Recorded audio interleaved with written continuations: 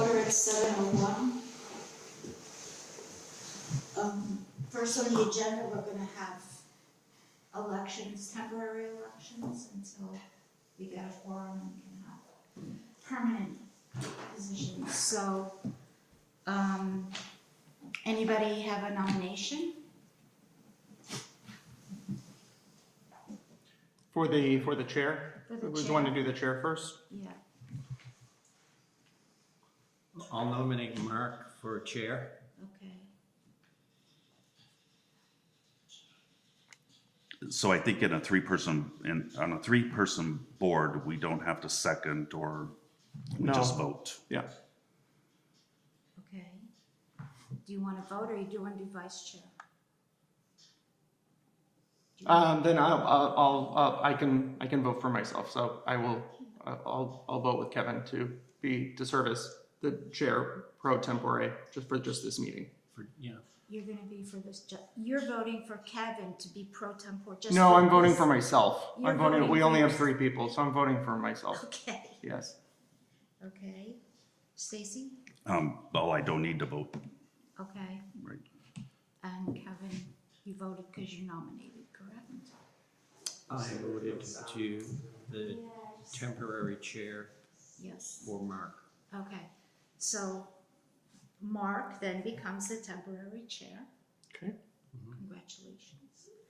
Do you want to do the vice chair, or you want me to? If you want to, Okay. I would nominate Kevin to be the vice chair Okay. pro tempore for just this meeting. Okay. And I think I accept. Okay. So Done. with correspondence, not that this matters because we just voted, but in correspondence between the group, you said you didn't want to be a chairperson. So what's changed? Are you chairperson? You said you didn't want to be a chairperson. I don't recall that. Is there? I think, I mean, you're serving pro tempore for just this meeting for Yeah. vice chair. Yeah. And then I would not. after this meeting, we will email each other if we need to do some correspondence, and we have no, we're not distinguished as anything from there until hopefully, realistically, next meeting, we could have a full board, and then we will permanently elect a chair and vice chair. Does that make sense to you? Well, it makes, and I don't want to get into a confrontation here, but I have an email from you specifically stating you did not want to be a chairperson. So You have an email from me saying I didn't want to be a chairperson? I do, Kevin, and you know that. I think early on when both Kurt and Kathy resigned, we were sort of in a bind. So we emailed each other and said, would anybody be willing to step up and serve as chair or vice okay. chair? But that is something that needs to be elected in the meeting. Let So, me turn that off. so now we're here in order to just be able to run business and to get through the agenda. And we need a chair and we need a vice I chair really need to call this in person. order to do that. So this is as temporary as it gets for the next hour and 55 minutes. So while we have this opportunity, I'd just like to clarify a few things, and I'm a bit of a rookie as Mark is. I've been on the board since July. Mark's been on the board since September, and I think we need to, now that this has occurred, we've just appointed a temporary chair and vice chair. And we're interviewing potential candidates with hopefully getting a 5-member board back. But I think we should work really, really hard this year. It's a new year, it's a new dawn. There's no sound, nobody's hearing any of this, so I maybe hold on. The sound just came on. Okay, because they're saying there's problems. I think the other. Alright, Zoom is having some glitches. I'm gonna restart it. So people might need to join back in. The link again. Well, is there a difference between chair and vice chair? Tell me that. Is there a difference? Yeah, what kind of difference? I mean, I said chair in the email. Do we want to get You into said specific- chairperson. Okay. Well, Kevin, have you had a change of heart? Are you willing to serve as a vice chair for For this meeting? Yeah, Okay. that makes sense to me. God forbid anything happens to me, you will be, in this meeting, you will be in charge, Likewise. but I'm hopeful that we can carry this over the finish line. Yeah, we have carried it over the finish line, and I think we need to, as I was starting, we need to, with everyone, the select board, the audience, anyone who's interested, we need to have transparency. And you were very explicit, Recording in and you progress. didn't want to communicate in any other way but via conversation on the telephone, which doesn't include everyone. And now this change of heart after your statement a few weeks ago, it's bewildering, and it kind of makes me think that something else is going on behind the scenes with conversations that you're not bringing everyone into the conversation. And it not only bewilders me, it makes me very nervous about transparency issues with this committee. All right. Still no sound.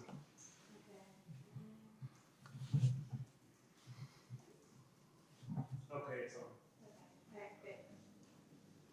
So then another thing, while I'm on my bandwagon here, Mark, you brought up in an email today, it said Bob Allen's post is up this year as ZA, so it makes sense to ask him whether he will seek reappointment, and then your very next sentence was, First of all, Stacy, can we have- haven't even elected a chair and vice chair. All of these sort of things. We just can be- did.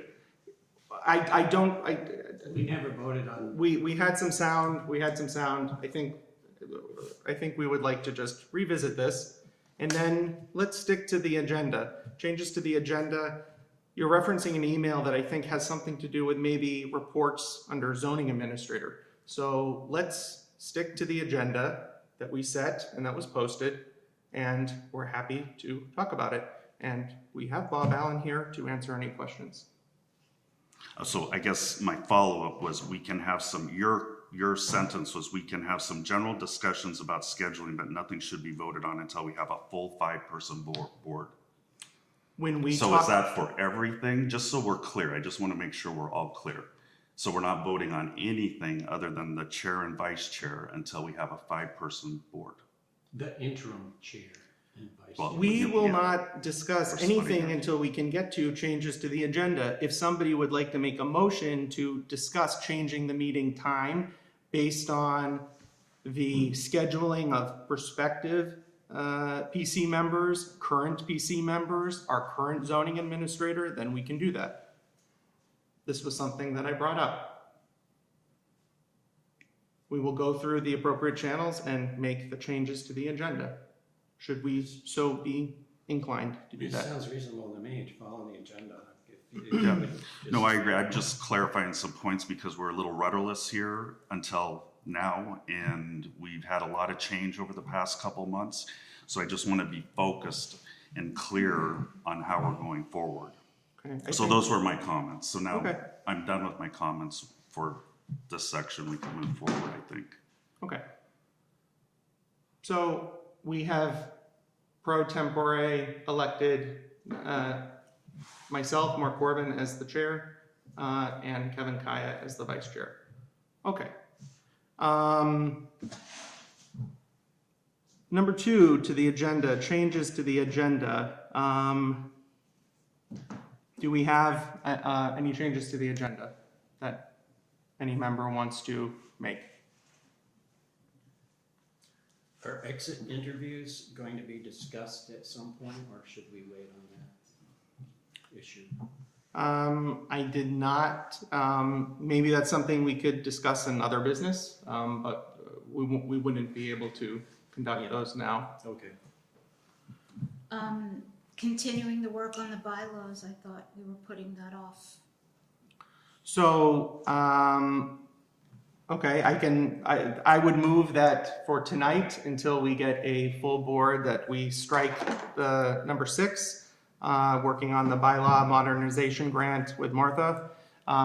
If we're realistically going to have 2 more members, we'll just be reinventing the wheel next month. And we do have about a year and a half to wrap this up. I move that we strike number 6 from tonight. Is there a second? No, I'll second that. I agree. So, all in favor? Aye. Aye. Okay.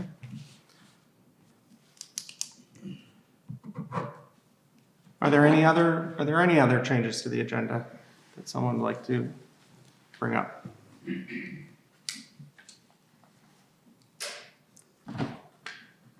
Number 3, approve the minutes of December 4th, 2023. Are there corrections to the minutes? I know I have a few, but Jane, did you fix the spelling of my name Oh, did I mess your name up? again? Yeah, that was one. Sorry. Also, I believe Rich was in the room. Were you in the room last meeting? Yes. Yes. So instead of on Zoom, Rich No. Joe was on Zoom. Oh, okay. Go ahead. was in the room. Because I was on Zoom last meeting, so I couldn't really see who was on. Okay. And then the only other thing I had is the second to last section on the second page under accessory dwelling units, new language 4.1. It just says Stacy motions to strike number 5, Mark seconded, 2 yes votes, 2 no votes. Should it, I don't know whether it should indicate who voted in what way for the record, I don't or know. it's What do you think? not necessary? Yeah, I Getting think, some I audience. think we Okay. should state that, because Okay. it was Kathy, no, Kevin, Kathy no. and Kevin, I no. mean, we do Mark have the and- recording, I yeah. just, if it's, Mark and it I was both a, said it was a yes. deadlock, but I didn't know if it made any sort of, Okay. if it made Can any I sort just of. say something about taking the minutes? When we did all Zoom, I had the recording the next day to go over. Now the recording comes out days later, and Callista needs the minutes as of 12 o'clock on Thursday. So I don't have as much turnaround time, and I don't get to see the recording, so just for, Thursday after our meeting. yeah. So now it's a day and a half. Mm-hmm. So just to let you know that. So you're a little, So if this I is a make little more. mistakes, I can't look at the, Okay, but we Recording. can make changes to the Yeah. minutes.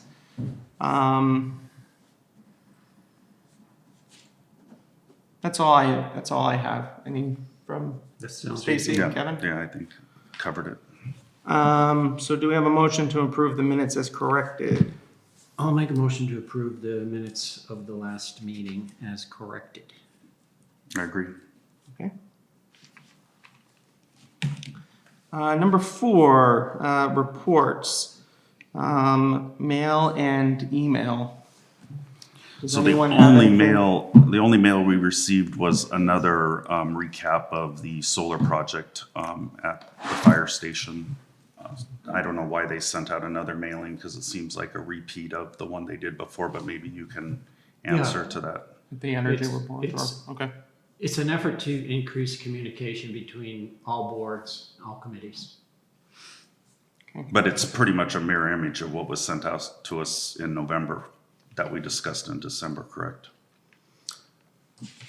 I am Is not, this I it? am Yeah. not May I look sure at if it? it has Yeah, an sure. edit or an otherwise new item in there, so I can't answer that question. When was this sent out? When was that sent out? It was December 26th. Okay, so, Not on my radar. I don't know if I'm on the mailing list, but Well, this goes to the office, to Callista. Okay, Maybe she needs another copy. That's one of the items that may have been missed by the committee, that she Okay. needs another copy.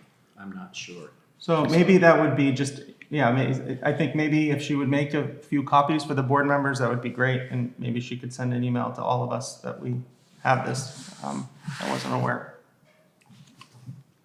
So the only other comment about email is within the committee, I really do hope that we're able to start copying one another and making sure that we're not leaving one person out of any of the correspondence. Mm-hmm. And I think to create trust and transparency, which I'm gonna harp on transparency, we should, Bob, and I don't know, maybe you have a comment on this. Do you mind getting copied on our correspondence until we write ourselves and have a 5-member board, or is that? Well, personally, I have no problem, but I think that's up to the 3 of you, whether or not you want to do that. And I have no preference either way, unless it's something that directly affects me as zoning administrator.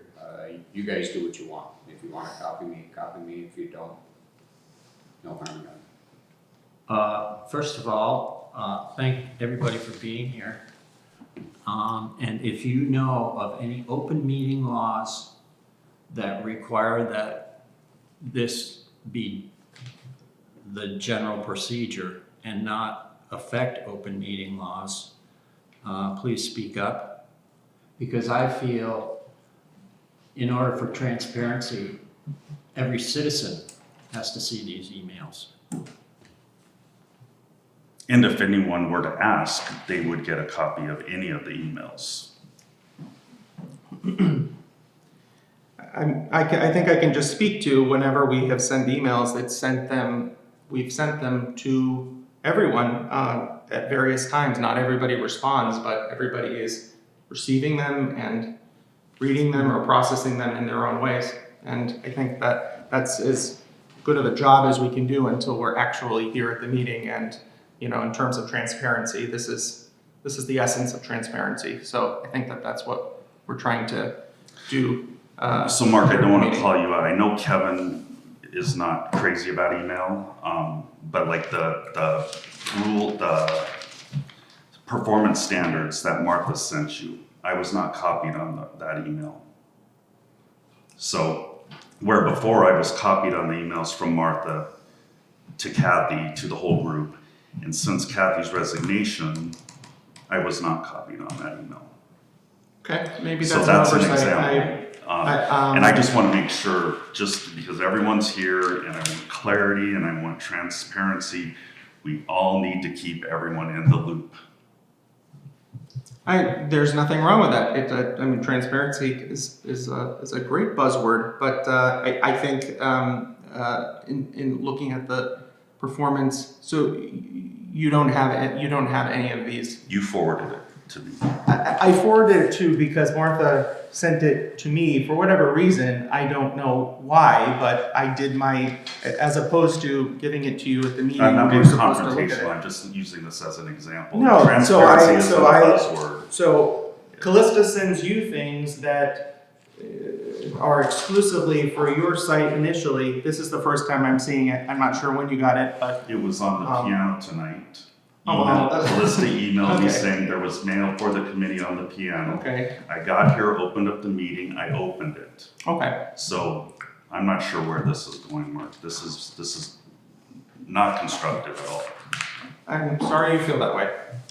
We'll do our best to live up to that approximation. Is there any other email discussion?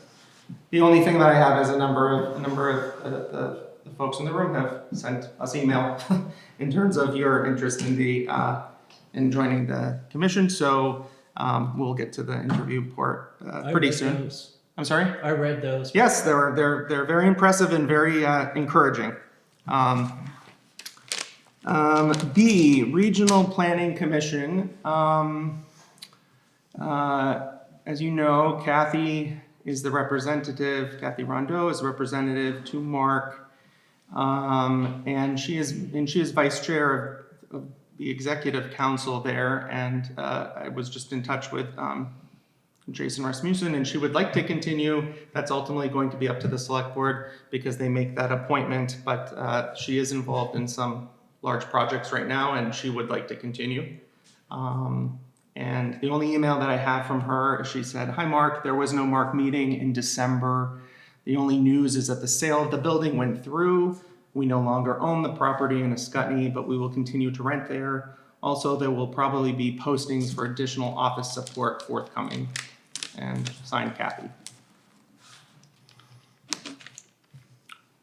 So that's the only information I have about the Regional Planning Commission. I imagine at some point at the select board meeting, we'll hear at what time those appointments are made.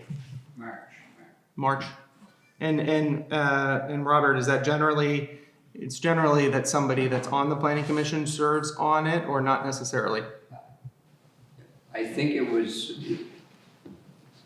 in Kathy's case, I think it was volunteer sort of thing. She said, I'd be glad to do that, or, and it may have come from the planning commission. You'd have to ask Mark if they feel it should be someone from the planning commission or not. I don't think the select board has an opinion Okay, either way. okay. Jason sounds like he's very happy with her in that capacity, and it sounds like at times, as of right now, it's a fairly large time commitment, so. If I'm not mistaken, I do believe that the planning commission recommends to the regional planning commission the representative to Mark. Well, we do the appointment. Right. So I don't think there was anything that ever specifically tied it to the planning commission. It just happened that she was willing to do it. And it still is, I guess, by Mark's comment. Good. Is there, did I cut you off? Did I cut you off, Bob? I didn't hear you. Did I cut you off? No, Okay, sorry. Kevin, Energy Board. I have a very short report. We did we will be completing a weatherization project. The solar field is moving on, as anybody can see. No, I don't have much of a report for you to write down. I need to put more energy into that. You've been very this is busy. fun. You've been very busy with that.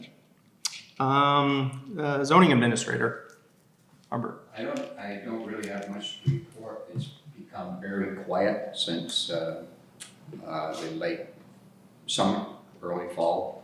There was a permit that went through that was simply just went through last week. That was simply a relocation of a lean-to because it was interfering. You guys must have seen the Act 250 Yes. information. It was interfering with the setback from the wildlife area. He put in a new permit, has taken the old lean-to down, and there are various pieces of it over near where he's going to build it. I was up there just last week. So I signed it and he can reestablish it in that location.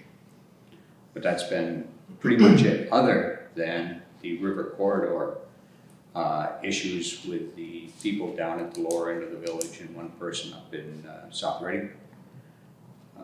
That is something that you folks and myself need to address when you get into the zoning regulations and updates.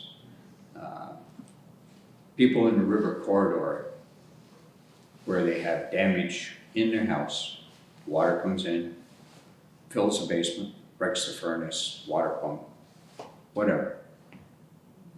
They are not, the last thing they're gonna be thinking of is that they need to apply for a permit to fix that stuff. That's the last thing. So we need to figure out something different. I'm not suggesting we do anything different in the floodplain. I'm not suggesting we do anything in the waterway. But the river corridor is so widespreading and changeable that those people that live in that corridor or have homes in that corridor, they're just not going to think about applying for a permit, especially when it has to go through me, through John Broker Campbell, back to you folks, schedule a hearing. It's weeks, and they want to get done and things fixed in days. So I mean, for my own clarity, we're asking people to get a permit to update their basement if they were flooded? Well, yes, they're being asked to do a permit, Stacy, but it's more of a, the way I have treated it, frankly, when they haven't done anything to the exterior of the house or the property. In other words, they're not trying to build another room or another garage or shed or anything that's going to impede the water. The way I have treated it is it's more of information. This is what happened to my property. This is what I did to fix it. And this is how much it cost me. And basically John Broker Campbell seems to be pretty good with that. And all of that happened in the cases down here well after the fact of their doing it, which If it was my home, it'd be the same way. The next morning, I'd be pumping out my basement, pulling the furnace and doing all of that kind of stuff. Absolutely. Well, there's no permit required for that. There's no permit required for flood mitigation Better read in your the river home. corridor regulations. Yeah, I think Kevin, there's an overlay with the river corridor. Well, there is when you start thinking about, okay. But I I need to mean, probably recuse within the myself state's input there, I mean, a lot of people are, you know, are doing these things and then asking for forgiveness later. So how is the state helping you as the zoning administrator navigate in terms of, I mean, there are varying degrees of, you know, somebody doing something in their basement to get their house up and livable, and then some that might be changing the very waterways and what happens with runoff. I mean, there are tiers. That's basically why I'm sending everything to John Broker Campbell that I get for his comments. And the state does have an allowance of time for people under an emergency act, like we experienced in July, Exactly. to do what they need to do without any sort of oversight. Yeah, everybody's been very, very forthcoming that I've gone to see. Jackie and Josh and Becky Carbonneau and the lady across the street, Aaron Franklin. They've all said, okay, and they've done it. And they're all down in John Campbell's hands, so I'm gonna be interested. I can answer your question better, Mark, after I see how he answers the permits that I sent down to He hasn't answered any of those yet? The only one he answered was the halls. And what was that answer? Because I don't think You I've guys seen it. have the, I have it, and that's going to be in the ZBA report. I was just going to read what John Broker Campbell said. it's basically, he's suggesting a variance and. A conditional use permit for the, Yeah. a conditional use permit for the berms and a variance for the flood wall. And he sent this to you? It This comes was, back- this comes was back sent to, me and this I was send sent to all of you. This was sent, I don't think right now I can send you. Oh, this is a while ago, right? Well, it was December 7th, so it was after our Oh, I've last seen meeting, that. so this is the Okay. first time we're publicly, I thought there was a follow-up to that. publicly discussing it, yeah. So there hasn't been a follow-up to that December 7th? Hasn't been what? A follow-up to that December 7th? No, it's basically in your hands Okay. over here. Okay. It's, anything else, Bob, for your report? No, not really. It's been really quiet for the past month and a half as far as new zoning permits. I've been working on those river corridor stuff and general flood stuff, but not permits. So what kind of work do you do on the river corridor management? And perhaps Marie Levesque-Caduto is involved in that? Who's involved? I think Marie Caduto wrote the The only Basin thing I've plan. been working on in the river corridor, Kevin, is getting these permits that was asked for by the state filled out and back to John Broker County. Okay, so it's just a permitting issue, not a planning issue? Okay. The only other thing I would ask, Bob, you're up for reappointment this year as zoning administrator. Will you seek that role again? That's up to you folks. I mean, basically, you can either recommend me or not. We don't, the alternate is older than I am, so I'm not sure he's gonna want to pick it up. But basically, it's up to it's up to the planning commission to make a recommendation. I mean, I know that a lot of other communities are using zoning administrators through Mark, and I didn't know if that's something that might take some of the burden off of the town. And I haven't you. discussed it with Mark to see if they wanna pick up any of that responsibility. Okay. I know some of the towns were doing it for lack of Knowledge. anybody stepping up to do Sure. the job.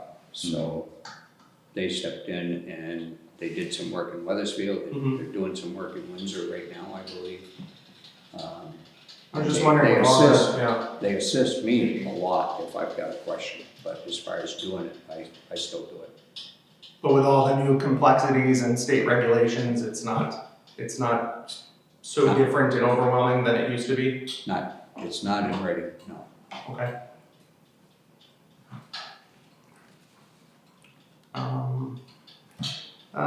The ZBA report, I sent out to all of the members the response, which we've already discussed a little bit, from John Campbell, the Vermont Department of Environmental Conservation. Just essentially, I mean, I think realistically, if we can get a functioning full board come next February, probably the next item of business would be to schedule a conditional use hearing and a variance hearing for the Hall Art Foundation. The earliest is realistically probably March.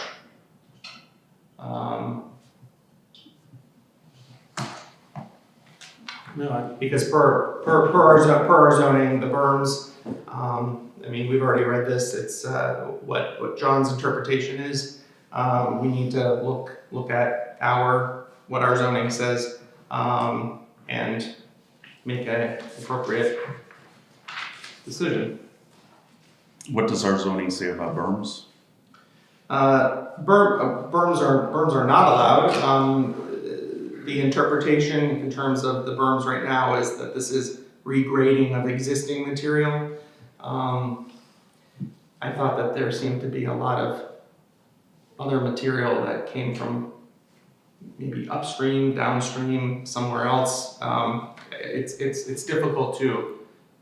It was done so quickly and without any sort of permit, so it's sort of hard to piece the history pieces together. But per the guidelines in what I sent you as soon as I received this last month, a conditional use permit needs to be granted for the berms and a variance for the flood wall, that concrete flood wall in front of the Welcome Center.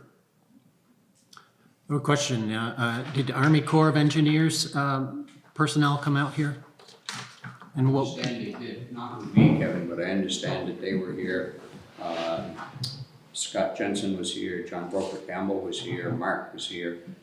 Almost everybody has been here that would have any input to that. okay. That's all I have right now. Sounds good. I move we accept the ZBA report. Okay. I second. We have second. to vote on that? Okay. Well, I guess it's approve. okay. Sorry. Number 5, the interviews. Prospective PC ZBA candidates. I'm going to let others chime in. We just had we'd like to do this sort of publicly and have sort of more of a conversation. So we have some really great, it's really encouraging, some great talent and in this room and on Zoom with Aaron. So I would suggest that we, in some sort of orderly way, maybe we can start with the folks in the room and then move to Aaron on Zoom. Just say a little bit about your background so we can get to know you a little better and your interest in the position. And then we've all prepared sort of some different questions that we would ask of you. And then certainly there's opportunity for you to ask questions of us. So, Eve, would you like to start? Sure. Yeah, maybe, yeah, that'd be helpful. My last name's Waterfall, so I usually go to the end of any alphabetical order. We have owned a home in Reading since about 2007 and have been, kind of hanging out in the background there up on Town Hill Road at the end of the road. But we are new empty nesters. We have 2 kids in college. One is out west, one is at UVM. And we have become more interested in village life and town of Reading life as we've had more time to pay attention and look around. So when these openings came up and they weren't immediately filled, I felt I felt called to step forward and offer my background, which is my background is I'm an attorney. I practiced for a long time in a law firm environment, including real estate, both residential and commercial, and general corporate and business law. I have been retired as an attorney for a number of years because I was at home raising the kids, but I sat on a number of not-for-profit boards, including in Boston. I've been on a committee for about 15 years that is a zoning and licensing committee for Beacon Hill, which is an historic district. And I also sit on their architectural committee, which makes recommendations to the zoning board in Boston and the architecture commission in Boston for variances, proper use, proper architecture, development of an historic district. So I have a lot of experience in this area. What I do, I'm not a litigator, I'm basically business and contracts, and what I have done in my career and in my not-for-profit work, which includes sitting on the board of a museum, sitting on the board of the Civic Association in Boston, sitting on the board of the Green Mountain Valley School in Waitsfield, Vermont, and I'm forgetting another one. The Nature Conservancy of Massachusetts. What I have done is look at rules, look at regulations, prepare bylaws, review bylaws, update bylaws. So this is what I do and have done for many years, both in a paid capacity and unfortunately for a lot of years, non-paid capacity. But I think that I have a lot to offer this process and feel like it is my turn to step up and offer something back to the beautiful town of Reading, where we have really enjoyed becoming more and more part of this community. And happy to entertain any questions. Thank you. So you lived here since 2007. You're not a resident of Vermont, though? We are not residents. We're back and forth still to Massachusetts for various business reasons. You know, the time will probably come, it's not this second, but we are still Mass residents. But where kids are in college, we can come and go as we please, never again on a Friday night. So we are here a lot more. And a lot more involved in the town. And I think anybody who knows us knows that we have participated in all sorts of things, from cleanup days to food pantry support to handing out meals from the National Guard on Hurricane Irene, et cetera, et cetera, et cetera. So we've been, I think, pretty involved to the extent that we can be. And it's not an issue because the state guidelines allow us to have a board with majority residents, so we could have theoretically a 3-member resident board with a 2-member non-resident board, Mark being one of them. That's my understanding as well. Correct. Great, thank you. Eve, I have a question, because I know a little bit of the Beacon Hill Civic Association. I see that you're on the governance committee, and one thing that seems to be hitting all sorts of boards all over the place are conflicts of interest, and that's something that's like your specialty within one of them within the organization. What have you come across around that, and just wondering whether or not there would be any sort of applications in any of the work that we're doing, and how is the best way to kind of stay in front of that and stay open about it? Yeah, sure. You know, I think I've looked at the planning bylaws, and it spells out pretty carefully what the conflict of interest are. So the way I operate as an attorney is I go to the rules, go to the regs, go to the law, I read that and try to follow the rule of law. I am chair of the governance committee of the Beacon Hill Civic Association. I'm also chair of the governance committee at the Green Mountain Valley School up in Waitsfield. So I have dealt with this a lot. I think whenever you have well, it depends on your organization. I would look at what it says, but whenever you have a personal interest in something and how something turns out, financial or otherwise, or sometimes it's even just an appearance of a personal interest, you probably should step away and recuse yourself. But it depends on the rules governing your organization. So that would be the place to start. Mm-hmm. Okay, thank you. Does anyone else have anything? Anything else? I think this is for the board to ask. That public comment comes later, or just the, I was just gonna ask if we're allowed to speak or not speak. what's the deal? I think Why it's don't we, open. I think it would be reasonable to, I mean, we've each prepared some questions. Why don't, after we've asked the questions, why don't we ask the public to participate? I think that seems, that'll keep the flow going. Are you aware of a village center designation in Vermont? Am I aware of it? Yeah. I mean, I know that's a thing. Yeah, I would yeah. have to look into it deeply if you have any substantive questions. I don't have a substantive question, but I want people here. It's an to- opportunity here. Is that what you're getting at, or? No, we all have designated, thanks to former member Becky Bash and myself, Reading Village here, Felchville, is a designated village center which opens up a number of business opportunities. Yeah, I mean, if there are opportunities to be had and there's money to be had, it would behoove us to figure out what those are and move on it. And one of the things that I do well through my training and through my career as an attorney and then later for all these nonprofit boards is I am pretty good at coming up to speed fairly quickly based on whatever the rules are and the background governing it. So I'm a good reader, I'm a good note taker, I'm a pretty good synthesizer and analyzer of all these regs. And if there's something that we're interested in, that's something I feel pretty confident coming up to speed on fairly quickly.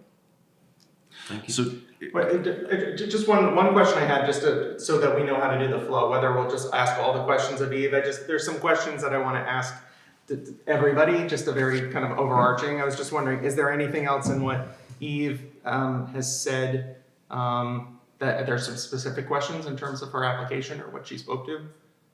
so for structure, I think, and it's very wise, if we get the presentations from each of the candidates, and then if there's specific questions, which we've done with Eve, then we can ask a broad question that each candidate can answer. Because my questions aren't really specifically for you, Eve, they're sort of for everyone. So, yeah, why don't we do that? Because I had some specific questions for each candidate, and then we can ask the general questions. Are there any other specific questions for Eve based on what she spoke to? All right, thanks, Eve. Thank you. Sarah, are you? I am not. You are not. Okay. Wanted to ask. Holly Morse, you're. I wasn't prepared for the presentation, but hi, everybody. Some of you know me. I've been living in Reading for about 40 years. My children both went to school, to the Reading School. I've served as the health officer in town back in the 80s, so I have a little bit of background in land use planning, and my first degree is in environmental sciences. So I have kind of used that in my second part of life where I was a teacher and a principal, and I taught high school science for a while, as well as special ed and elementary school. So I've been in the education system for the past 38 years or so. I just retired. I'm now doing Grammy daycare. I have my grandchildren that need my help before they enter the school system themselves. They're 2 and 3 right now. So I have been very busy with them.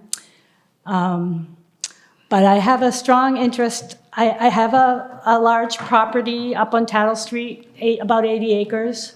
I try to manage with my family, but I've had a strong interest in the Act 250 and how the laws have changed and try to stay up to date on some of that. It is going to be a little bit of a learning curve to get caught up on some of the legalities of the changes that have happened in the last 10 years or so, because I haven't been, keeping up to date with everything, but I do pay attention to that part. But I offered my services because I saw that you were looking for a warm body, but if you have somebody else, I'm happy to let somebody else step in. But over the years, I've, just done different pieces. Like I said, health officer. I was on the planning board for building the new school in the 90s. and then served as principal here in town for about 5 years in 2000. So I've just been around. So, do you have some questions? Does Or? anyone have any specific questions? No. No. Thank you. Okay. Thank you. Thanks, Holly. Thank you. Thanks so much for all your service. Let's see, and then Aaron. What about Jane? everybody. Oh, well, I guess Jane is in the room. Okay. We'll go with Jane.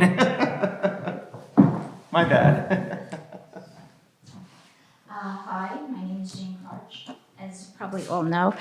I moved here like about 3 years ago, and actually Eve was the first person I met, and then met everybody else who was wonderful on my road.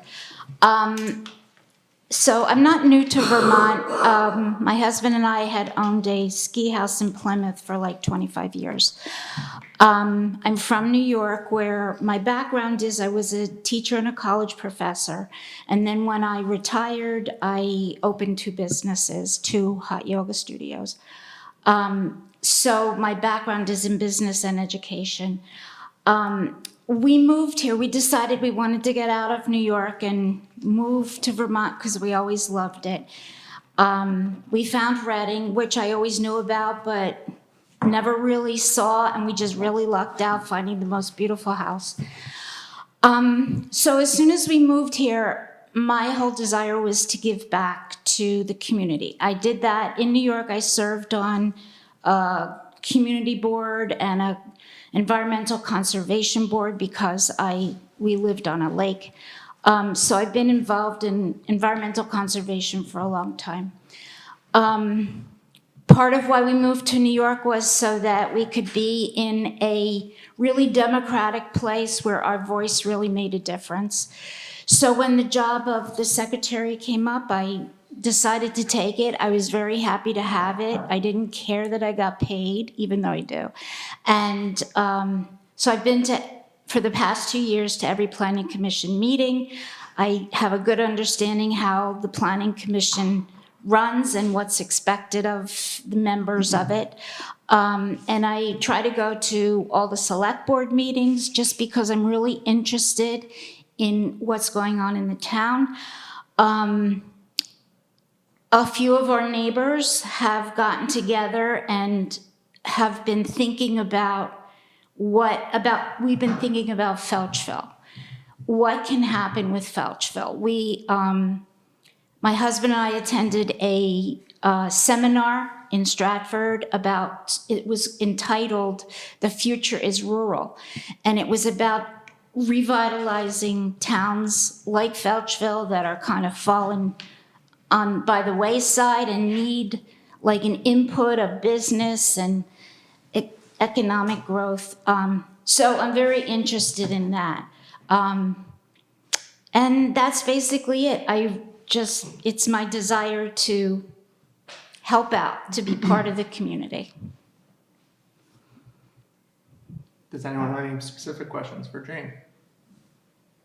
Since you brought it up, Jane, do you think that to gain more residents and tackle some of the obstacles, and this will be a question for everyone, every candidate, that we need more restrictions and more ordinances? No, not necessarily. We maybe need guidelines, maybe we need restrictions. I mean, that's a question I can't answer you right now until I know what we're talking about.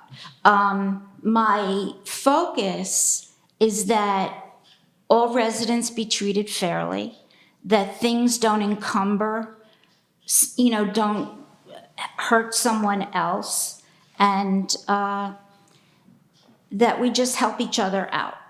Community is my goal.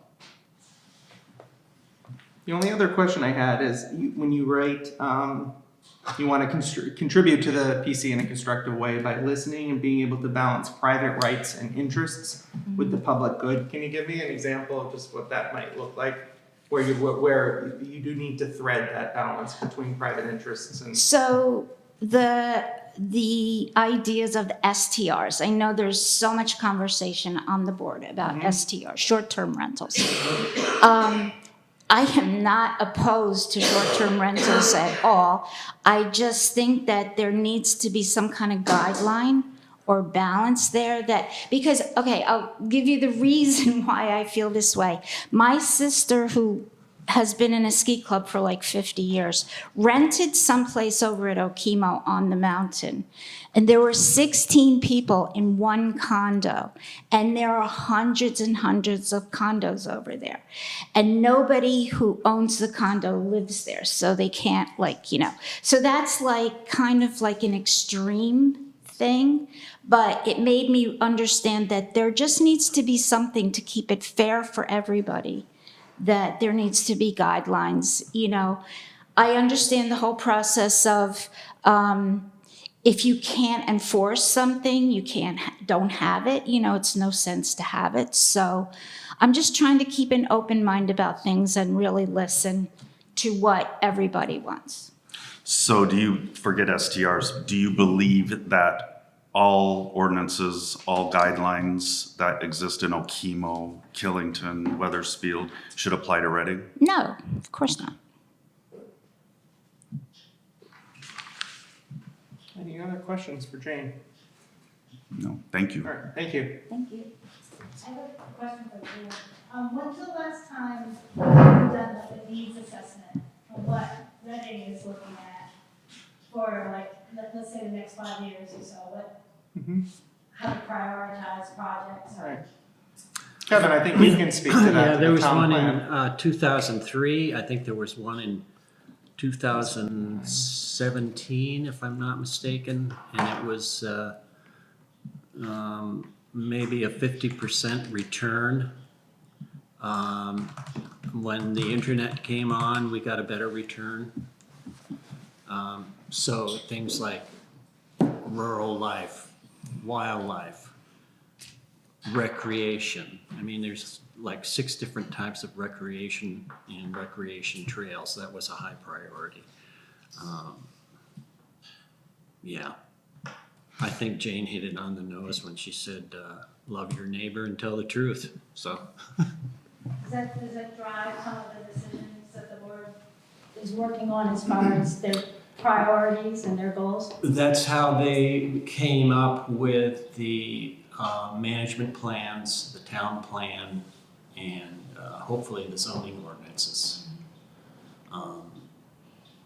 I think we tried to include most people in engaging them in the process.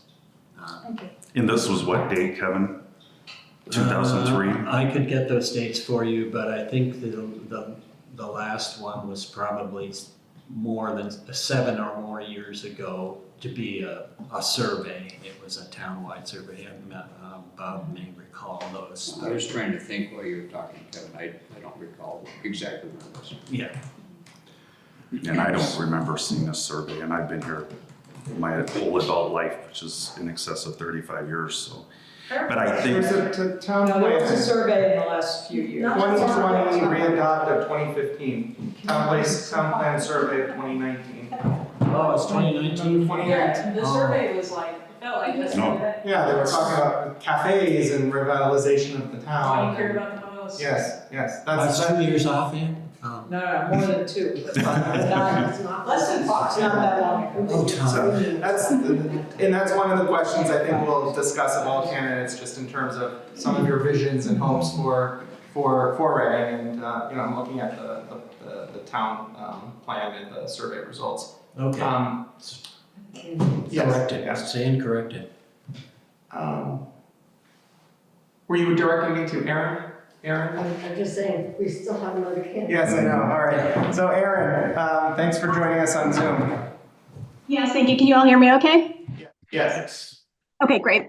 Sorry for not being there in person. I live on Grasshopper Lane, and getting to the pavement can be a little treacherous these days. So in fact, that is a large part of my interest in the planning work, is thinking proactively about the future of Reading and how we address and respond to what seems to be the new normal of mud all year and climate change really wreaking havoc. So I come to this opportunity with a background as a researcher, but not in this field.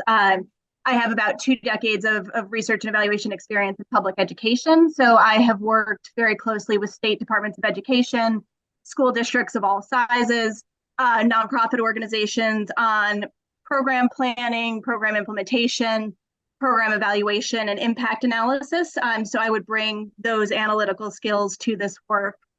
I also currently serve on several nonprofit boards, locally on the GMHA board, Green Mountain Horse Association.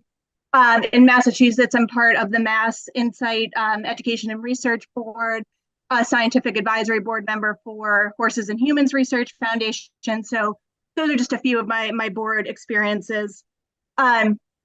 I think in terms of, I guess you've started to ask some questions about why people are here, but I do think, identifying opportunities in the village core, as well as preserving and continuing to invest in the amazing resources we have sort of on this side of town in terms of our unbeatable trail network that's literally the envy of people around the country, and making sure that we continue to have the goodwill of local landowners, allowing the events that this town is known for to continue to happen, is an interest of mine. I've certainly personally benefited from it, and can't tell you the number of people that thank organizations like GMHA for bringing them to this town, and by extension, the landowners who allow people to access their private properties as they move through both public and private land.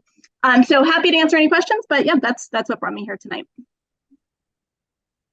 Thank you. Does anyone have any questions for Aaron? Aaron, there was just in the first sentence you mentioned proactive planning. It's very it's a powerful idea. Like what does that mean to you, and what applications would that be for here in town? Yeah, I mean, I think if we've learned anything from this past year, it's that nature is going to happen to us whether we're ready for it or not. And the way that it feels as a resident and somebody who has been directly impacted by flooding and the conditions of our town infrastructure that we've sort of sat back and let things happen to us, and we weren't really prepared for what hit us this year. And to be honest, I don't know what we're doing to prevent that in the future. And I have a real interest in not just waiting for this to happen again, but for working with the existing town organizations to try to get out ahead of that. So making decisions about, when people are thinking about future planning for their properties, what are our sustainability goals as a community? When the town is making decisions about town property, what are our goals for sustainability as a town, and how are we building that into decision making? So I guess I would just say we can't wait for this to happen again, and we need to use the structures we have in place to be ready for when it does happen again, so that the effects are not as devastating to individuals and to the town as they have been this year. And how do you, Aaron, how do you feel that the planning commission can move that along? And yeah, I mean, I will be honest that I have not studied the cases that have come in front of the commission this year that relate to flood damage. So that's a question that I have, and a learning that I would have to understand better how this particular commission is involved in those decisions. I think you all were sort of alluding to potentially one decision that's in front of your current commission about some changes being made in Felchville that are in response to the flood and will have an impact on the rest of Felchville in the future if there is another flood event. So that seems like a concrete example. When we look over closer to this side of town, I know there's a lot of discussion about a potentially large parcel of land that borders our farm becoming part of state land. So I know the commission is somewhat involved in that whole sale. And I think there are opportunities to think about how when people do sell land out of private ownership into state ownership, how are we making sure that the town is still engaged in the health and well-being of that land, and also involved in how people are using that land to the extent possible. again, I am still learning about exactly what the commission does, but when I think about land use generally, environmental impacts are going to have a direct impact on how people are able to use and engage with land in this town. And so I hope that those things are being discussed and considered as the commission is making decisions about requests that people are coming forward to present. So speaking of that specific sale back to the state, if and when it happens, do you feel the state is doing everything they can to be proactive with all of these climate issues and drastic storm events? I mean, I personally have not experienced any kind of proactive outreach from anyone at the state, county, or town level as a resident who's been affected. I feel like I don't think that communication about future plans is a strength right now. And I think that, again, is a motivation for me to want to be involved in this type of work. And that, I don't know what the state's plans are, frankly, for that piece of land, and have reached out to members of this commission to try to find out more. I've reached out to the town to try to find out more. And it doesn't sound like anybody really knows what the plans are. So I think that's just an example of how proactive communication could go a long way in just helping people understand what the goals are and what may happen in the future. So I think, to answer your question directly, no, I don't think that there is a lot that the average person knows about how the state, the county, or the town is thinking about sustainability in the face of future events like this. And how do you feel that this commission can help that? Yeah, I mean, I think just understanding what role the commission even plays in these kinds of decisions is a first step in educating people who live in this town and could be affected without even knowing it. And I think, again, as this commission is making decisions about people's requests to make changes, I think there's just an education component that would be useful for other people in the town to understand. First of all, what are our sustainability goals as a town? How does the commission's work feed into those goals? And then how are decisions made in light of those goals? Thank you. Sure. Any other specific questions for Aaron? Yeah, going back to land management issues, do you think this planning commission could, with other towns and regional planning commissions, come up with a regional plan? Of course, the Scutney Outdoors over here, Okemo Mountain Resort over there, a corridor travel through South Reading. Is there any way that drone technology could inventory what we're doing, where things like beaver habitat are, which are mitigating types of wildlife areas? Is that something that you would be interested in pursuing in terms of how to get a good long-term plan for land management? Yeah, I mean, I think using the Sure. Yeah. I think using existing technology is a great first step. I mean, there are also many apps that don't involve having a drone pilot out there, but I think, when you talk to trail users, or if you are an active trail user yourself, I think people have gotten fairly savvy about using the technology that exists now to understand where are the corridors that are open. We have so many amazing clubs in this area, whether they're the snowmobilers or the ATVs or the bikers or the horse folks. They've got a pulse on the current state of what's out there in the trails, and I think they are carrying a lot of that work through the clubs, who seem to coordinate and communicate pretty well, I think. So that's a real asset for this area, and that we think of our recreation and our land use more collectively across towns, and I think a lot of other regions and areas might. So I think that's an asset to build on for sure. Yeah, thanks. That's sort of enlightening. Aaron, that was a really tough question. I never would have been able to answer that. So good job. I have a few questions, and I think maybe just organically, I'll ask the question, and then we can just see who wants to answer it. I don't want to think that these are trick questions, but I think it gives us a little insight into how you think and perhaps how you're, engaging with the current planning commission. So maybe I can ask the first question and other folks can step in. Are there any sections of the zoning ordinance that you would like to see changed or removed that we have? If you had a time to engage in any of the ordinance, it's dense. I'll start. No, there are none that I am itching to see changed or removed. I would like to see, I haven't been online for every meeting talking about changing the zoning ordinance, but I would like to see the suggested revisions so far and compare them to the original and think through how those make sense and where that process is going. I think that revision will be extremely important, both to protect people and their rights and their property, and also to do some of this proactive planning. But in terms of looking at the zoning codes as they stand now, no. I think they're fairly usable documents that do a nice job balancing the rights and needs of the community and the neighbors and the abutters and the town.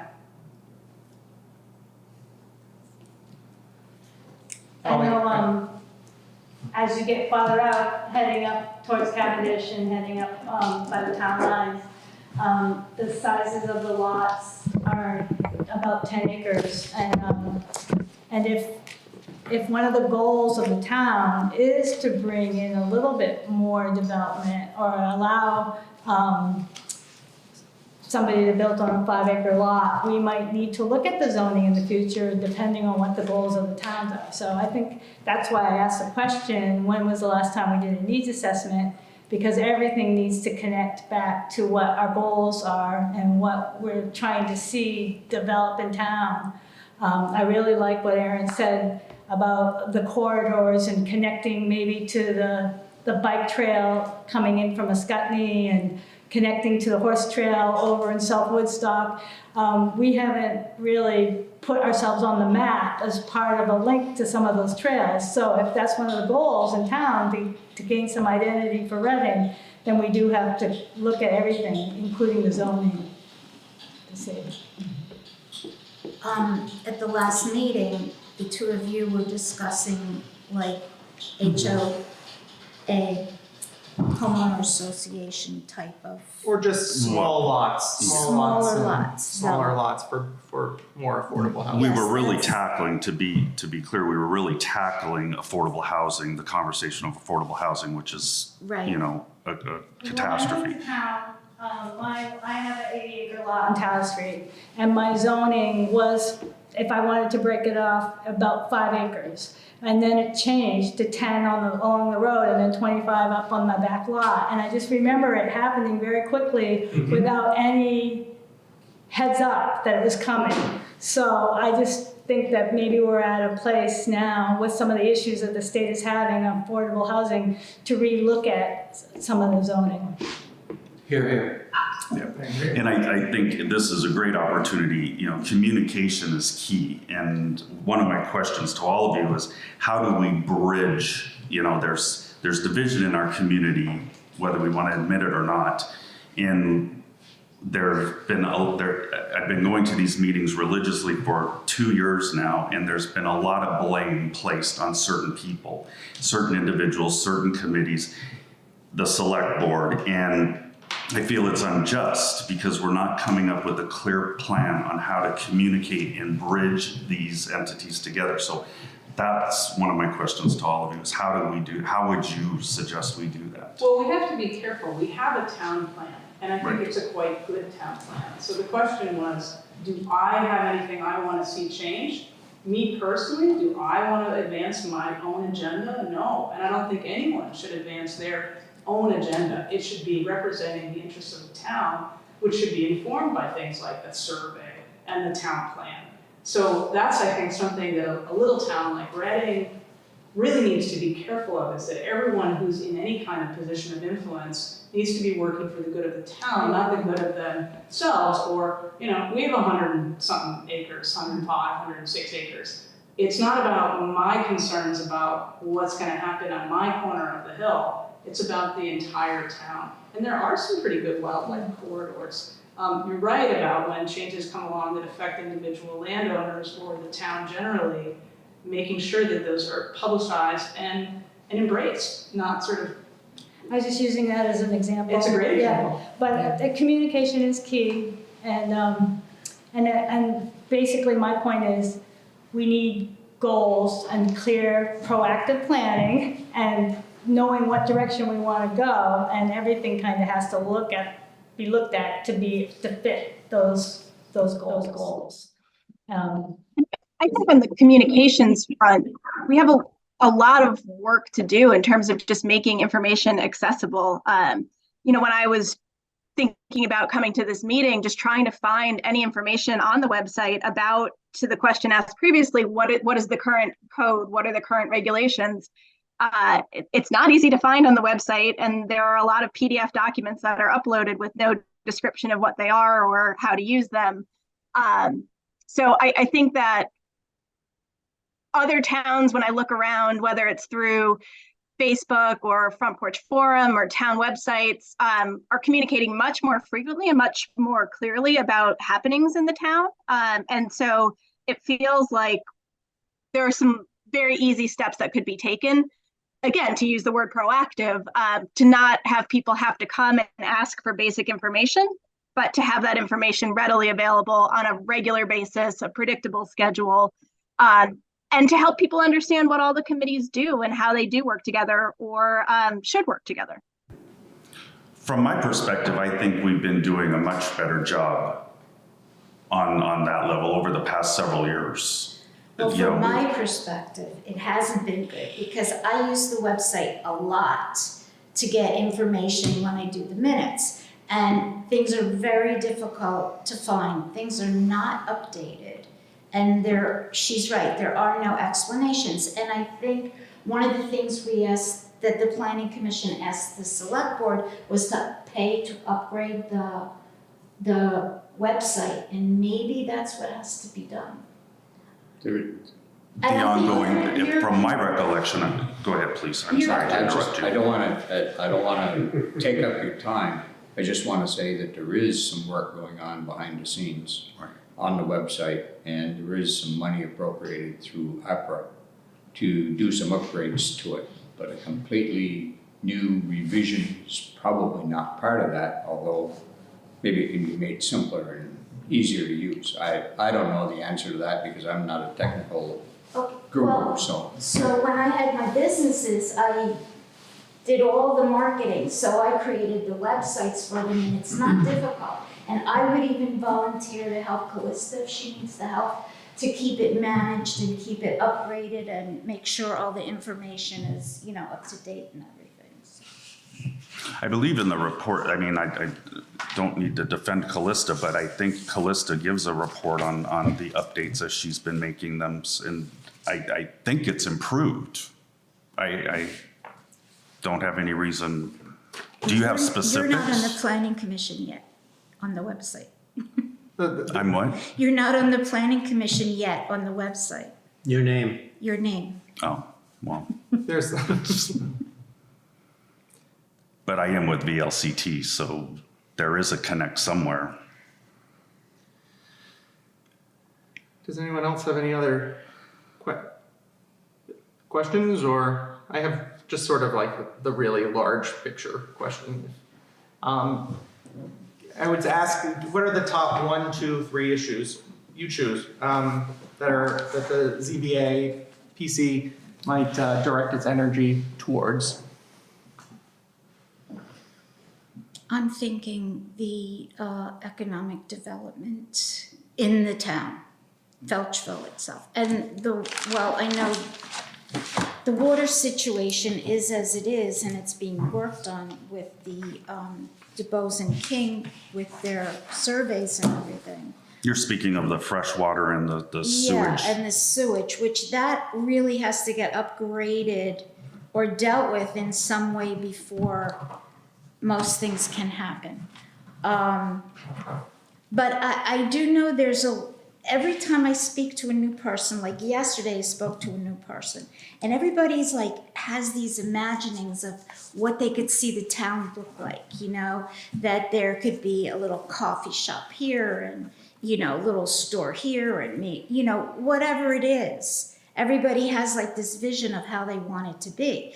So I don't know if it's the purview of the planning commission to kind of support things like that. Yes. I'm not, is it?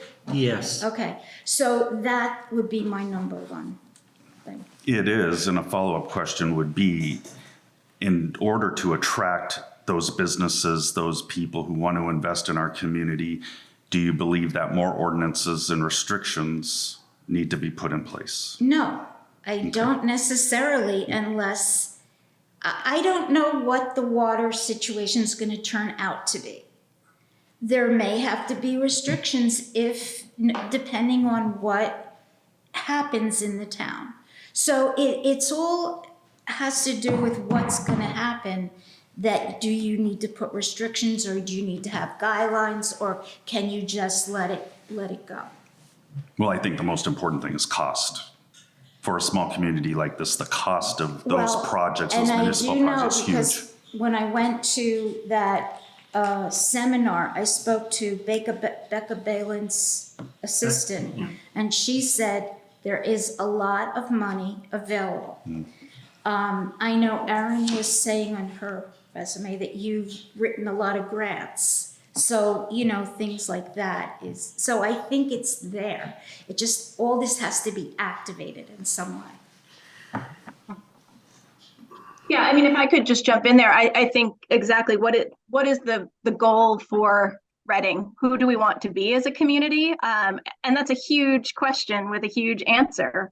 That there's no one word answer to that, but I think the downtown certainly is a focus. And you know, we're in a time right now where the state can't give away the money that's available. And building the capacity in the town to pursue that, again, and to use the word in a proactive way, and to think really creatively about how to make some of these projects fit into what exists now and what's likely to exist in the future, feels really important. And we have this amazing resource on the outskirts of town that right now is disconnected from trail systems going to Ascutney or going to South Woodstock. And of course, that has not been the top priority in repairs coming back from the flood. But, you know, just in my world, I think looking at GMHA plans for next year, there's not really a feasible way to get people from South Woodstock over to this side of Reading right now because of the state of the trails. And so we don't want to be cut off from that system. I don't want to be cut off from that system. And I think a lot of people who live here don't want that to happen. Is that in the purview of the Planning Commission? I don't know. I don't know well enough to know what role the Planning Commission might have there, but I think continuing to imagine how this commission can help make connections to other communities and not be an island feels really important to me, whether we're talking about downtown or outside of downtown. So I guess that would probably be on the top of my list, is how do we really fully integrate ourselves into this broader community in a way that builds on assets that already exist, but also brings, you know, a special flavor of this town to the table. Thank you. Thank you. Any other questions from the board before we open it to community members? I just want to answer that last question. Oh, okay. Because I've been thinking about it. I think the role of zoning is really important in balancing, obviously, development on the one hand and the rights and privileges of others on the other hand. And my top priority, I'm really interested in the revision to the zoning ordinance and how that can be done in a way that strikes an appropriate balance. I'm not in favor of boatloads of regulation for regulation's sake, but appropriate regulations that enhance the town plan. Keeping the town plan as a guiding document, it's fairly recent. I think it was really well done and thoughtful. We followed that process. Those wildlife corridors, very thoughtful process. I like the idea of connecting with other communities. The rules and regulations exist to make sure that within those development efforts, people's individual rights and liberties are also intact. So listening greatly to the opinions of abutters and interested persons in the development. But I would love to see Reading use its town plan as a guideline and use a zoning ordinance as a working document to figure out a way to liven up the town. You know, since we have arrived in town in 2007, we've lost Old Home Day. We've lost Keepers, which we could actually walk to at the bottom of our hill. We've lost the general store. You know, I don't know what I would do without the greenhouse. I love them. So that's deeply concerning. And figuring out a way that planning regulations can enhance the business environment without putting the people at risk who will be impacted, that's the balance. So that would be my goal.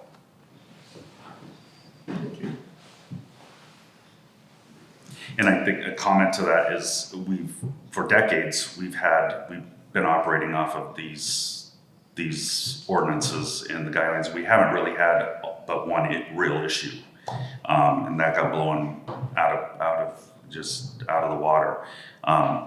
So I don't think, you know, to sort of comment on your responses, I don't know if additional regulations and ordinances are necessary when we haven't had any issues.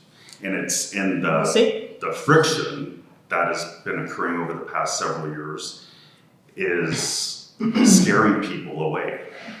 And when they come to this board for a variance or whatever, they're getting scared away. They're getting put through a process that is telling me, hey, I don't want to invest in writing, I'm moving on. Well, variances exist for a reason, and they are there to be taken advantage of when appropriate, giving large deference to the people they will impact. So if it's a no harm, no foul, in very unique circumstances, without bad precedent that can be used to interfere with other people's properties in an unproductive way, maybe that's an appropriate variance. And my experience on Beacon Hill, the most regulated part of New England, as far as I can tell, except maybe, you know, downtown Kennebunk, I don't know, is that variances can be appropriate when people aren't being hurt, and that's okay. But if they're setting bad precedent that can be used elsewhere that will be impactful in the community negatively, or they don't have very specific circumstances, or they're just not the right thing, then you don't give them. But keeping an open mind and you know, using wiggle room when it's right, there's nothing wrong with that. No, I would agree. You know, you cannot predict the future. So if they are there for the protection of life, liberty, and pursuit of happiness for the residents, then I'm fine with those. I think, like, the ordinance have been working, but what a higher priority right now is we have lost our identity as Reading. We don't have a strong identity, and everybody seems to be saying the same thing. It could be economic development, it could be connecting to trail networks. We just have to figure out what that identity is that we want. So, I mean, you see other communities like Brownsville or Ludlow having more troubles with vacation rental by owner rules and things like that. That may come our way here, and we have to look at how the ordinances are going to protect us from things like that. But right now, we need an identity to know what direction we're heading and what we want to see as our what we want to see Reading to be. Sarah? I'm intrigued by comments that every candidate has made around this issue that you're summing up with this language about identity in moving forward. And it's been one of the things that's been exciting to me as a 40-some-odd-year Vermont resident and only a 3-year resident of Reading. And it may be that it's not actually the Planning Commission that can be really doing the shaping and defining of that, but once it's shaped and defined, that can guide the Planning Commission on implementation. There is a group of us in the community last June, just before the flooding, had been meeting and talking about inviting the community to enter into a community conversation experience. There are a couple of well-recognized, well-known models used in New England for conversations that help towns in sort of a one-day good fun session, be able to set some new definitions about identity and direction that they want to have. And they're very open kinds of conversations. There's one particular model that I happen to have had some experience with, and I've discovered that actually one of our elementary school teachers is a national expert in this model of community conversation and was willing to volunteer her time to help organize it and pull it together. And I'm kind of inspired by this conversation to say, maybe some of us need to help invite people to do exactly what you've each been saying needs to be there, and then the Planning Commission can take its existing town plan, the existing documents. You'll have a context in which to do this work. So it's maybe not something that the commission can do itself, but could be guided by. So maybe there's two pieces to this. I'm of the belief, and one of the main reasons I'm on this committee and have been spending time at the meetings is I think it should be the reverse. I think this committee should start that open conversation process. And immediately, my first meeting, I requested that there be more dialogue with people who are interested in the meetings, and there could be a back and forth so we can move forward and create communication. And then, if we can wipe out those barriers where it's not somebody else's fault, we're a community, we're a small community, it's very achievable, or it should be. I mean, we're what, 669 residents in town? And we should be able to, which is extremely down from what it was before, and declining from what I understand. So we should be able to gather our resources and do exactly what you're saying. You start off with this platform and then start outreaching, and you're right, getting people to invest in the Keepers, the Tavern, Watrobas, the Greenhouse, start having community functions to where people feel a part of the conversation instead of isolated. I think it's great. Well, Thank you, Sarah. Sarah, would you be willing to email that to us or whatever, that model and that? Give me a couple days. Of course. And I will resurrect the conversation. Thank you. And again, it's, and fun. It's, one of my rules is it's got to be fun. Bring food. We need a little fun. the Reading Energy Board would be interested in that as well. All right. Do any of the other candidates wish to speak anymore, or any members from the public would like to ask something? I think they're all great, and it's nice to see, after 2 years, very different ideas and different places from the community. Because before it was like one part of the community was speaking for everybody, and just hearing everybody speak very different ideas. I probably won't agree with everybody, but it's nice getting a well-rounded view of the town, and I think you guys should rustle up one more and put them all on board. Any other thoughts? Let's start off with 5. Yeah, I think. Okay, let's start off with 5, it's correct.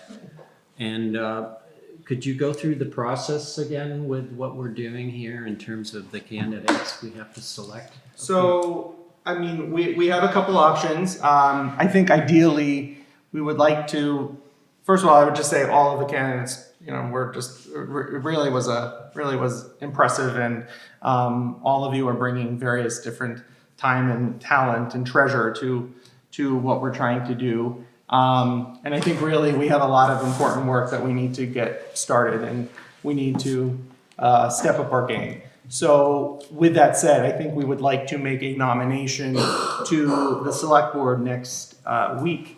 So hopefully there's some sort of appointment and we can hit the ground running come our February meeting. So in the spirit of transparency, do we want to have a discussion among us right now and say, if we have any sort of leanings in terms of any of the candidates and make our recommendations, or would we like to? We didn't make a change to the agenda in terms of going to executive session, or do we marinate on this a little bit? And I've heard the word transparency cast around quite a bit, so I'm willing to step out and say what I think. Okay. Holly, good to see you again after years, seems. And you mentioned early that, I'm here. I know you love the community. And you said, if there's somebody else who wants to step up, I'm perfectly happy. What I want this community to come together. I've lived here all my life. I went to Reading Normal School, as we used to call it. And, I could go into a lot of I, me, and stuff like that, but that doesn't matter. It's us. So I would like to see Jane, Aaron, and Eve become members of the board. I would step back as an alternate member, and I would remain on the energy board and focus on energy issues, resiliency, and a number of other things. And in particular, I might want to join the fire department. I would like to see us have a plan for every town-owned property, in particular the fire and safety house and the lands around there, whereby there's a group of people who can produce food for the food shelf and have living in place members have their food be their medicine, so to speak. So that's what I'd like to see. I've been on the board for 30 years or more. I want to thank previous members for their service and especially their tolerance in some cases. And I'd like to give a shout out to Becky Bash when she was here, how well she composed many of the survey results and town plans. Steve Straight, though I did not agree with some of his policies and direction, I mean, he was, a glue to a lot of the direction of the town plan and zoning ordinance. So in that vein, I'm saying that I would step back as an alternate member and see what the rest of the board thinks of that. This is not where I thought we were going with this. There's someone who wants to make. Can I just say one thing? Yes, Claire. As I'm just sitting here as a resident about Kevin's proposal, which is a great proposal. The only thing that concerns me when I think about that is that if you step down, the person with the greatest seniority on the board would have fewer than 6 months of experience. Well, that's why I would be attending meetings as an alternate. Okay, so that's what I was going to ask, what your participation would be, because I think there's so much talent in this room and so much energy to do things. It's really exciting. But at the same time, we have people like you, we have people like Bob, who have so many years of history and knowledge about what's happened here. And I think it would be a shame to see that go away. Yeah, because sometimes, issues will come up in front of the board, and you can say, actually, there is something about that, we looked at it 10 years ago. And I think that having some sort of transition of knowledge is really important. Yeah. And that's not to say that anyone's expertise isn't fantastic, but it's more the history and the knowledge being transmitted to this board somehow that I'm worried about. Yeah. And it's a really good point, and it's one of the reasons why I requested that we change our monthly meeting dates to accommodate Bob's Bob Allen's involvement in the meetings so that he could, in the event we needed advice on structure and history, he could help us along with that. But I have to say, in my experience since July, anytime we wanted some historic answers from Steve or well, really just Steve, we've been able to reach out, and he's always been there to support us. That's great. And I'm think sure that's Kevin's not going anywhere, so I'm sure he would do the same. I'm not going anywhere, how do you know? Well, maybe, I don't know. Kevin, I would also, Kevin, I think what you said is very, it's very honorable, and I think, we would love to have you in the equation. I don't think that we're quite ready to make that transition, and maybe 3-6 months down the road, we will be able to, and That's now we what I'm have, thinking. and now we have but in terms of you properly resigning from the board, if Right, that's 3 what to you- 6 months, yeah. if that's what you choose. I'm not saying that I will not engage in town events, town policy, or the development of a vision for a community that thrives economically, socially, and regionally. I don't think we do it by ourselves. We're all connected. The watershed systems go far beyond where the town of Reading is, and they start on various parts of the world. We're living on a water planet, and we have very little respect for living in a vapor, swimming into the water, and you know what else we do in the water? And that's one of the big problems in town.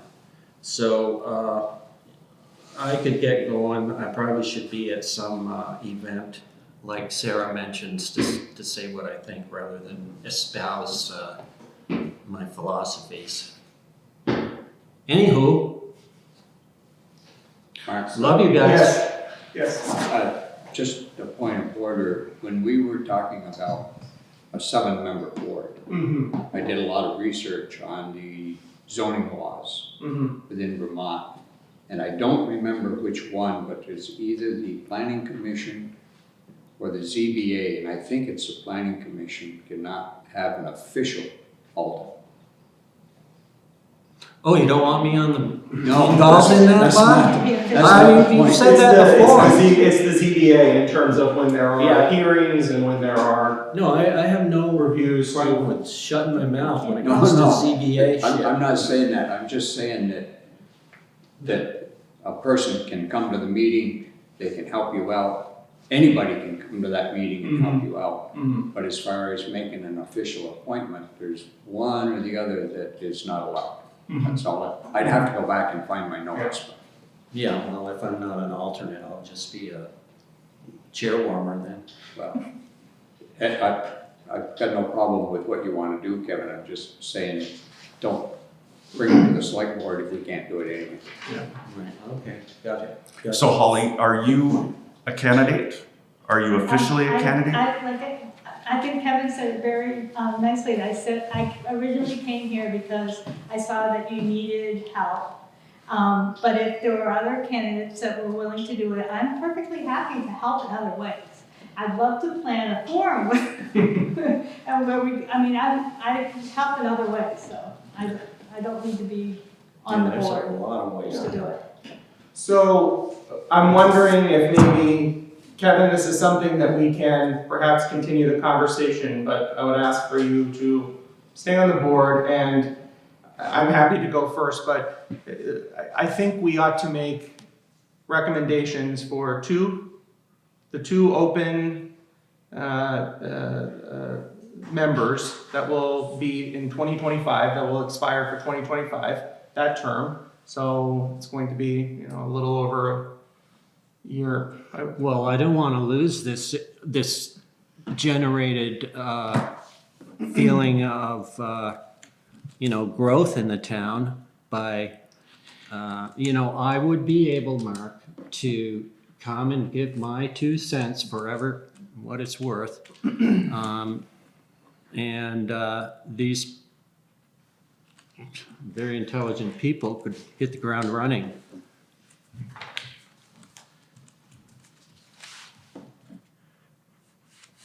So what are you So saying, is your Kevin? intention, are you, I mean, is your, I'd stay at meetings until like June or July of 2024.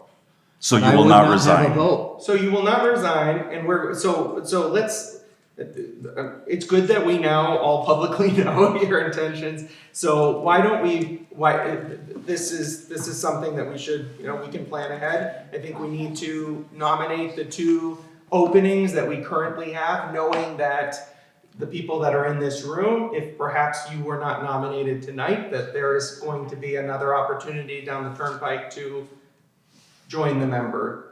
Nominate another member? But I don't think that You don't think I'm ready to call it quits? I think you might be, but I don't think that we're in that position right now. And I don't know, I actually just logistically, from the legal standpoint, I don't know how you nominate somebody to just replace you. You That's- can't, you would have to that's not- I resign. get So, your point, Mark. Okay, And then we're yeah, on to. okay, we're 2 down now. to 2. Bob has So- a comment. Go ahead, Bob. Yeah, I think that from my perspective, and I'm not talking as a selectman or the zoning administrator, but from my perspective, I'm agreeing with what you're saying, Mark, 100%. I don't think you want to go from a 5-member board to a 2-member board at 0.3. And I have no problem with any of the ones that have spoken here today. I worked with Holly a lot, Chief Health Officer, I know her very well. I know these other ladies some, but not as well as Holly. But I think you keep your 3-member board and build on it. Some point in time when you really want to make a change, Kevin, then make the change. Well, And I would also just suggest that maybe you have an executive session to air out some of the questions that you've got and go from there. I'm not going in an executive session. You guys can go in. I'm keeping this clear and viewable to most anybody that wants to You can't make any understand. decisions in there, but you can have a conversation. I agree with Kevin. I think this should be public. Yeah, I mean, communication, the currency of democracy, Jane, write that down. Okay, so if we're going to move forward with some of our nominations, I guess I'll start. We only have two spots, so we really can only each nominate 2 names. Okay, let's do 2. So I will record and then we'll make sense of that. Like I said, I'm really impressed with everybody, and it looks like there's more opportunities down the turnpike, both formally on the board and in terms of some sort of civic organization, in terms of Well, let me revitalization of this town. Hang on there. I didn't finish. If you're gonna say 2, I'm gonna recommend that Eve and Jane be the 2 candidates. Okay. I think they have a good summary of what needs to be done. Okay. And then there may be even more people who wanna Okay. engage publicly. Okay.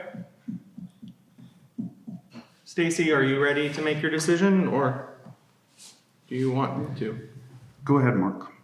I too also will vote for the nomination Eve and Jane. I think they've been adding some things that we need on this board, both in terms of technical support and in terms of Jane, the real boots on the ground experience. You've been doing this for 2 years, and it's how Jean Goldsboro got her start. And I think I too would nominate Eve and Jane. And I would recommend Eve and Holly.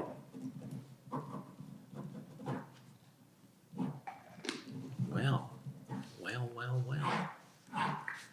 I think the votes are counted. Okay, so do we have a motion to nominate Eve Waterfall and Jane Karch to the select board? Recommending them to the select board for ultimate appointment. I will make that motion to recommend these likely candidates, because the select board will say yay or nay. So all in favor? You need a second. Sorry, a second. No, we don't need a second. In a 3-member board, we don't need a second. It's majority rules. So all agree? Yeah, well, that's the story, Jane. Kevin and You're on Mark board. voted for Eve It was and a vote, it was Jane. a vote, so. So that's, So I have to write aye and nay. I recommend Eve and Holly. That was Stacy. So you can publish the vote, but we've by the majority rule, this is what the planning commission members have decided. And I remain as a member, Jane. Yes. Yeah. Okay, and thank you for participating. Yes. And we look forward to seeing you both at the meeting and perhaps in community events and on the board later down. So thank you very much, and congratulations, Eve and Jane. Thank you. Thank you. Thank you. Looking forward. What's next on the agenda? The next on the agenda is to plan for February's meeting, Monday, February 5th, 2024. And to also discuss, I got an email from Patrick from Okemo Valley TV, and we can get some input, but we're back into the issue again of using the town's account, and you have to authenticate, and Callista is not always available for that information, so they're suggesting that they will use their account to record the meeting, which they already do take that file and finesse it and then send it to Callista for uploading. So is there any discussion on this? The next meeting and the procedure for the next meeting. I will not be able to open any meeting doors or help with any technical stuff, so will you be doing that? I can step up and do that for February. I think several months ago, we designated Mark as the February person. Okay. Well, I thought it was March, but okay. Oh, you were March? I believe it was March, but we've lost 2 members, so I'm happy to do February. Merci beaucoup. So And then I think yes. for discussion, we had talked about changing the day of the meeting since Bob is here. Do we want to work on that to move it to? Well, did Go ahead. Bob ask if he could change his meeting from the other meeting so he could do this meeting? No? After this many years, I just wanted to say, you got 2 new members coming on. And I think the 5 of you, That's and what I whoever said. your recording secretary is gonna become, should figure out what is the best night for the 5 or 6 of you, Right. not Bob Allen. Now, can I make every single meeting if you change it to a Tuesday? Probably not. Can I make every single meeting if you keep it on Monday? No. But I think that what you need to do is make sure that the 5 or 6 of you can make almost every single meeting, and if there is an issue that you know about in advance, get a hold of me and say, hey Bob, we really would like to talk to you or whatever, and then I will, as Kevin said, try to make some other arrangements. But as far as attending every single meeting, probably won't happen no matter what night of the week it is. But 5 of you, 6 of you, whenever you hire a new recording secretary, should be the ones to say, this is the night that's the best for us. Yeah, that. Yes, I agree. We're also going to have to look at some of the other partners, Okemo Valley TV, Martha, all of these people we're going to have to also discuss in terms of changing it. But it's something that never discussed, but it's been for years. I'm assuming both Jane and Eve, you can, whether it's on Zoom or whether it's in person, you're able to attend a monthly meeting on the first Monday of the month. Barring no, unique extenuating circumstances. The first Monday of the month. First Monday of the month. Is that what it is now? That's what it is now. Yeah, whatever it is now, I can do that. I Okay. can't do the second Monday, the first Monday of the month. Okay. So we'll have that conversation later on. But in terms of now, let's let's leave it as is. Is there any other business?